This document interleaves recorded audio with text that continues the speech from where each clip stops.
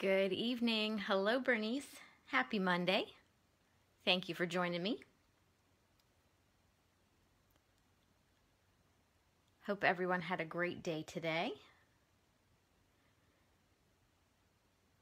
I'm going to give this just a minute for everybody to jump on to the Facebook Live, and then we will go ahead and get started.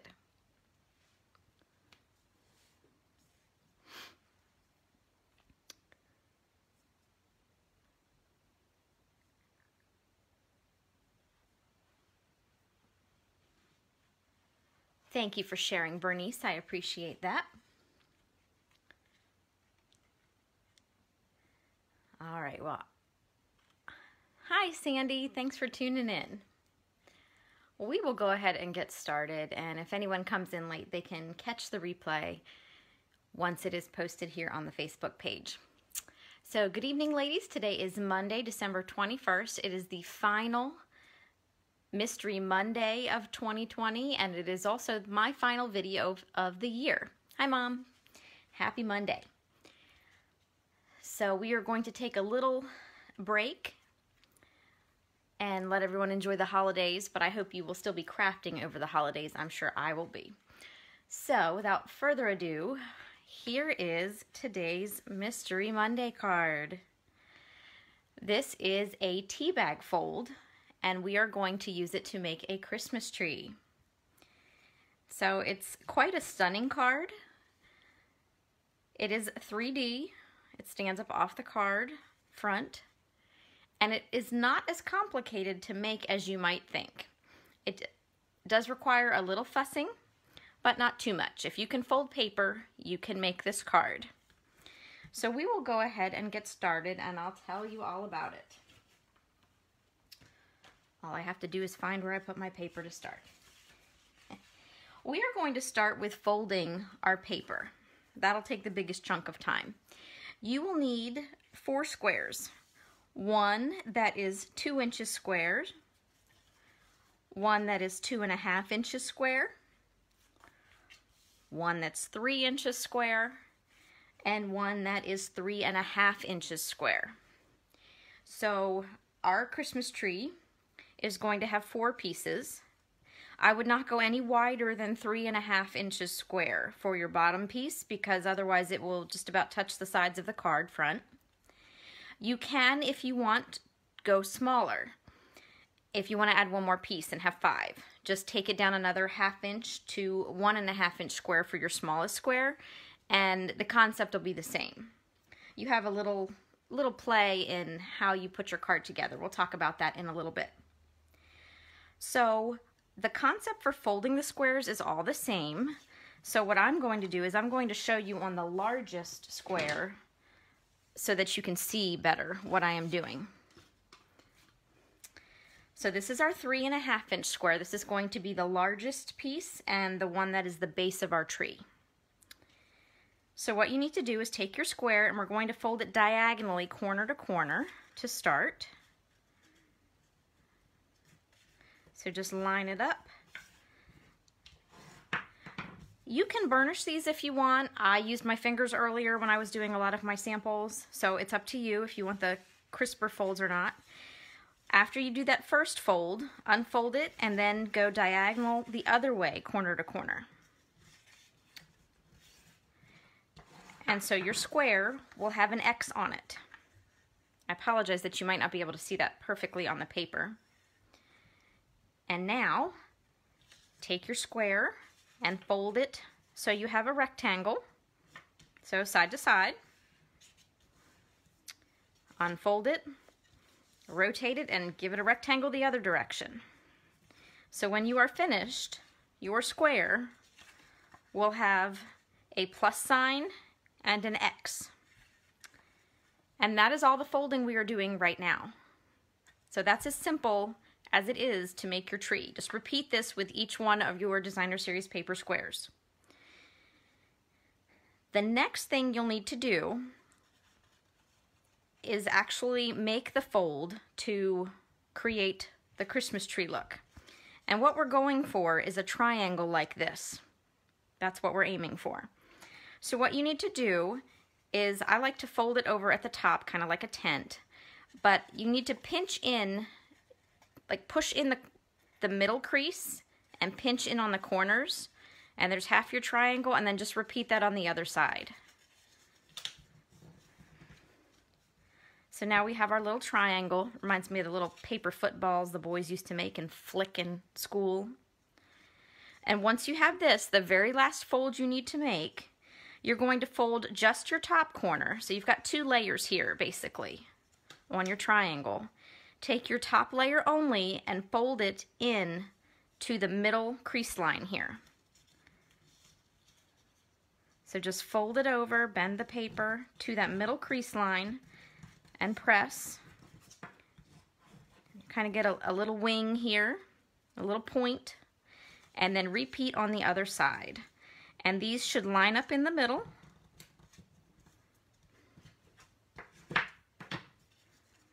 And this is what your final piece should look like. So hopefully everybody followed that. And assembly is your next step. So I'm going to bring over my silicone mat. This is handy just to keep from mucking up my workstation. And actually, before I do that, if you happen to have a piece of graph paper handy, this will aid you greatly in assembling your Christmas tree. And I'll show you why here in a minute. You can use the grid paper to help you line up. Hi Bonnie, thanks for tuning in. Happy Monday. We are getting ready to assemble our tea bag fold Christmas tree. So I actually pre-folded my pieces so you wouldn't have to watch me fold lots and lots of paper. So you'll have 4 different size triangles. We're going to start with the 2 largest ones. So your largest one is the very bottom of your tree. And then you'll want the next size up. Next size smallest, I guess. I'm going to take liquid glue and put a little bit right on the tip. You do not need a lot of this. This Tombow glue is great. It's a good hold. It doesn't hold instantly though, so you have a little play. And what I like to do is line up my triangle on one of the lines of the grid paper that I can see through my silicone mat. I'm just going to hold the very tip of the triangle with my finger, and we're going to place the one triangle inside the other. So you want to have it kind of on the bottom, and I like to line them up with 3 squares in between, and your center lines will match up. So this is not, oh, I caught a fold here. There we go. Not cooperating this evening. So line up those center lines, and I've got three cubes from this corner to this corner, if that makes sense. I don't know how well you can see that, but I'm using my grid paper and lining 3 squares between the 2 points. And I'm just going to press this for a minute, let it set for a second, and then I'll repeat it with the next smallest piece. And so I can lift it up. And the reason I like to use the silicone mat is sometimes the glue will squeak out the bottom if I've used a little too much. And that way I've not ruined my graph paper or my work surface. I can clean my silicone mat. So I'm just going to repeat what I just did. A little bit of glue here on the top. And I do try to hold it in place, but it's pretty well set. And just to show you a little better before I get going with the glue again. These angles never work. But when you slip them together, this is what you're going for. If this makes sense and helps you see a little more visually. You've got your little pinch on the top, and then you're gluing to the bottom of the triangle. So I hope that helps you ladies out. Hopefully I'm not confusing you. So I'm just going to repeat the same thing I just did. I'm going to lay my next smallest triangle on my mat. See if this one wants to cooperate a little better. And slide it in. Line those center lines up. And this does not have to be perfect. Close is good unless you want a really crooked tree. But I try to get mine relatively straight. And I'm going to show you something neat you can do with these if you do happen to line them up perfectly straight. And there we go. One more to go. So again, a little glue on the tip.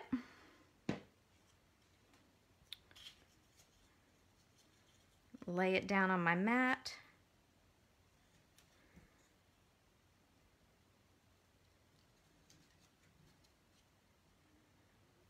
I have not been brave enough to go smaller than 2-inch square.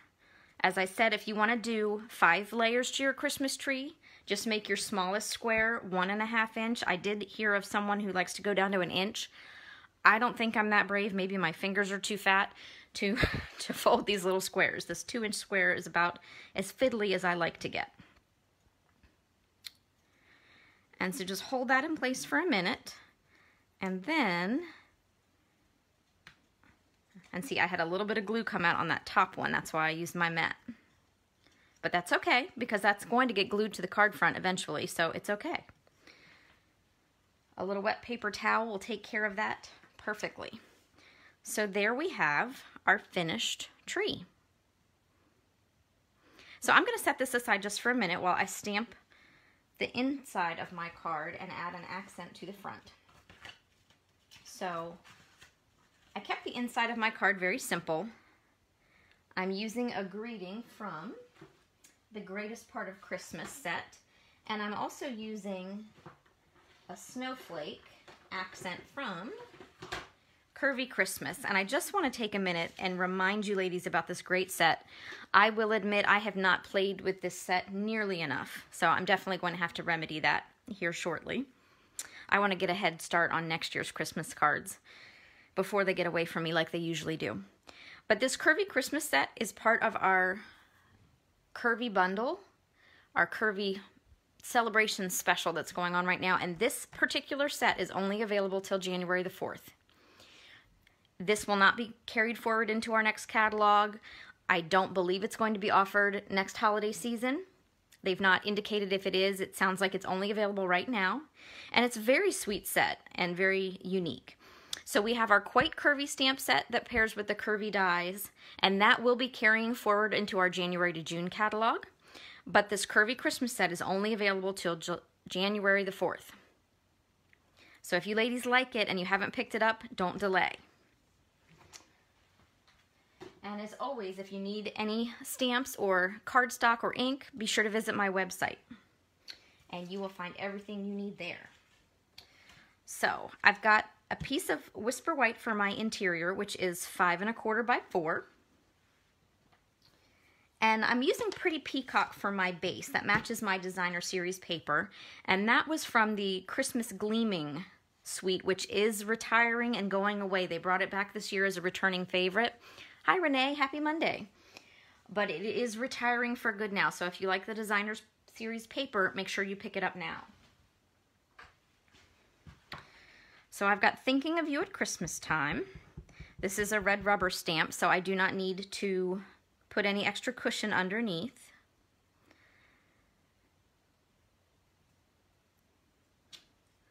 So just stamp that. I'm going to move my grid paper out of the way because I know sometimes it throws off my camera. So I should be good without that for the remainder of the video. And now I'm going to add just a little accent. This is perfectly lovely, but I like to have a little something else. An accent stamp or a piece of Designer Series paper. So I'm going to use some Smoky Slate ink and a photopolymer snowflake from that Curvy Christmas set. And just put a couple accents there on that insert. And while I'm thinking about it, I'm also going to stamp my envelope because I don't like to send plain envelopes. I like my envelopes to have a little pizzazz too. I like someone to see the envelope and say, ooh, what's in here?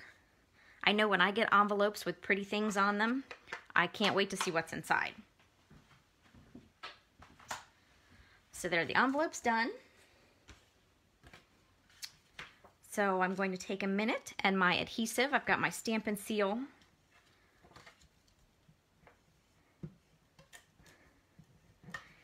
And a little adhesive on each corner. And a dab in the middle. This is excellent adhesive for card making. And I'm just going to layer my insert.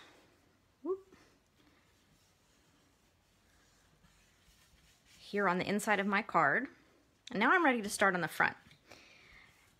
I have another piece of Whisper White that is 5 1/4 by 4, and this one I ran through an embossing folder. This is our Dainty Diamonds. It would look perfectly lovely with a plain piece of Whisper White, but I decided to dress it up just a little bit. So I ran it through the embossing folder, and I'm going to go ahead and glue this down with a little more adhesive.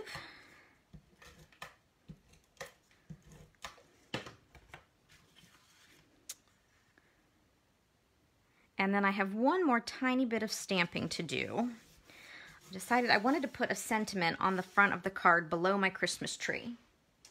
So I am using Blessed Christmas Wishes from our Itty Bitty Christmas set. And I have a small strip of Whisper White.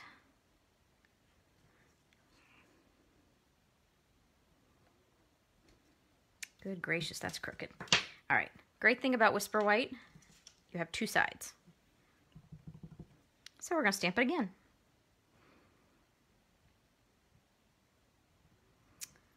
And that is much better. So what I'm gonna do is trim the edges to make a little banner.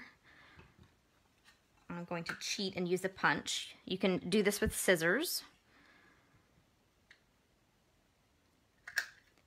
But I am not very good at cutting banners with scissors. I don't know what it is. I could use a ruler and a pencil and a pair of scissors and I could still mess it up. So I've got my banner trimmed there. And now I'm ready to glue my paper Christmas tree on the front of the card. Word to the wise. I don't know if it's just me. I keep trying to glue my tree too close to the top. So you might want to err a little bit towards the bottom because I think you tend to gravitate up. I did that on all the cards that I did here today.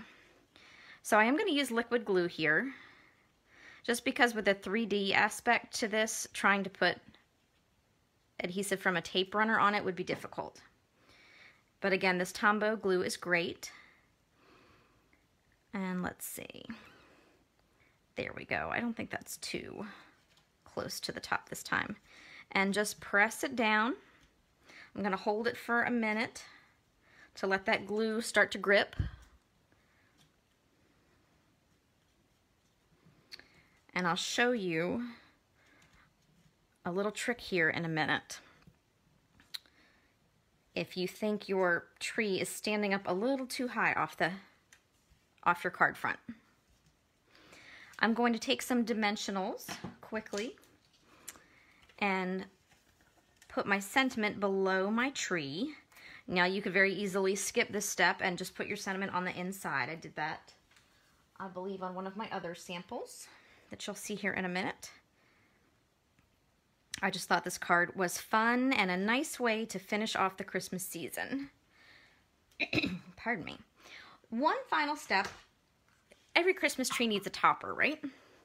So I decided I'm going to put a ribbon bow on the top of this Christmas tree. You could use a star, either punched out or if you have any embellishments in star shapes, up to you. Or you could definitely leave it without a topper.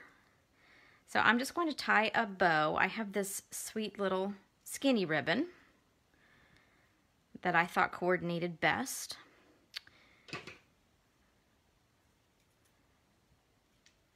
So I'm going to trim my edges now.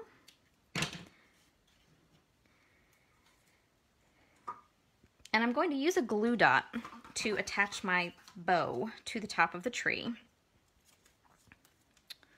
So I'm just going to stick my bow right on the glue dot, pull that off, and I'm just going to fold the glue dot a little bit back. It's just a smidge bigger than the center of my bow. And now I'm going to hold down the top and layer of the tree and then press that bow right on the top. When I was putting my samples together, I had a tendency not to get the bow. I kept trying to put it like balanced on the tippy top of the tree, and that just doesn't work very well. So put it on the top of the actual paper square. And there we go. There is our Christmas tree. So this tree would probably require either hand canceling if you want to put it through the mail, or extra postage for the hand canceling, because it does have a little extra thickness to it. Now you can see that your card will stick up off the page. Now if you'd like to flatten it a little bit, this one's a little bit less fluffy. Hopefully you can see that. I know these angles don't work very well on camera. But here's what you do if you'd like your card to sit flat a little bit. Pull out your dimensionals. And for this step, what I like to use is the larger ones. So I take a dimensional and hold it on my finger, and I go ahead and peel the backing off. And what I'm going to do is lift up the bottom layer, and I'm going to place a dimensional on the bottom dead center so that when I press it down, it's holding these two pieces together. So I hope that makes sense, and it's very hard to show you on camera. But then I can just press down, and hopefully you can see, can you see how it changes the angle there? So these want to stick up a little more, and this one's more angled down. So you can just repeat that on all the layers by popping that dimensional under there and then pressing it down. And that will help just flatten your card a little bit.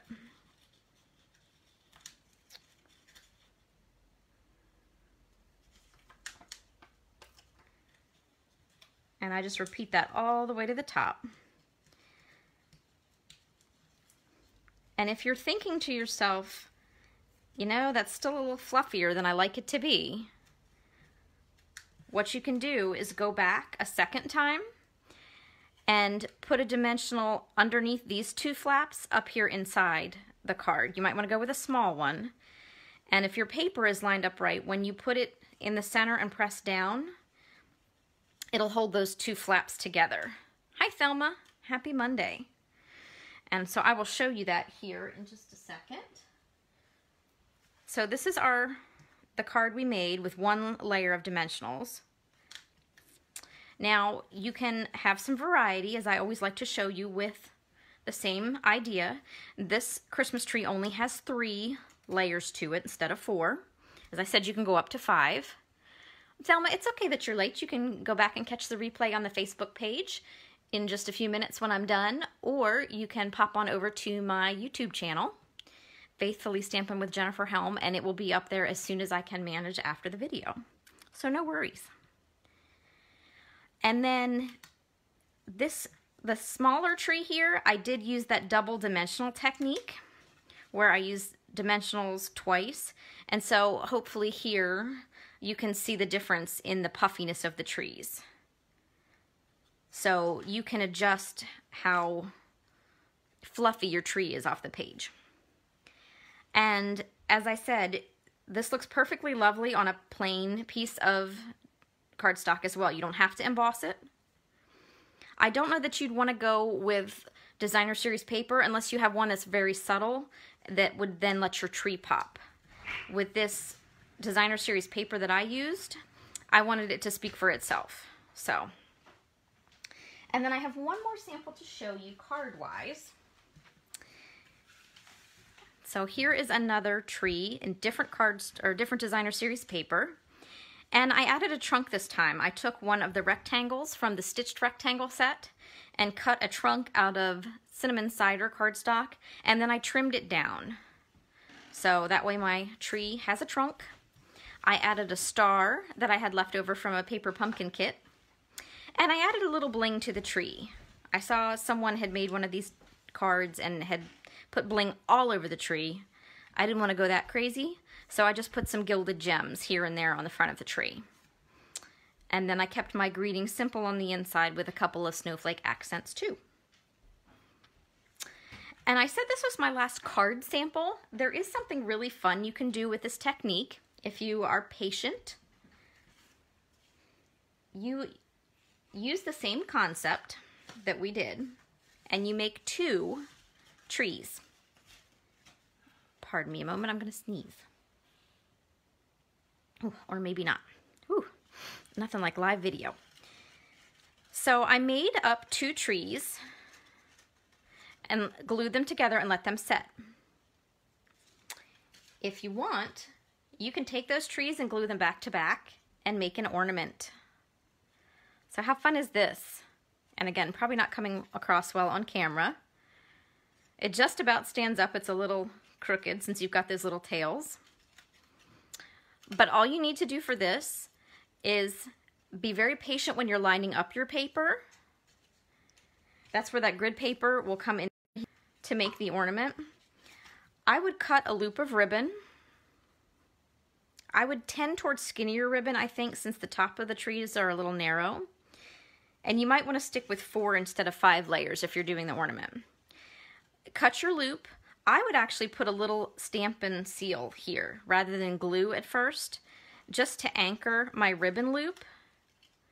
And then I would use the glue, and I would then line the trees up. At the top, pinch them together. I would go ahead and use a clothespin to pinch the top together, and then use one on each of the bottom sides as well. I was going to make an ornament with these, and then I realized I did not do a good job of lining them up, so these are going to be glued onto cards. But if you want to wow people, you can make a very sweet little ornament without a lot of fuss. So there we have it, ladies, the tea bag fold Christmas tree card and ornament.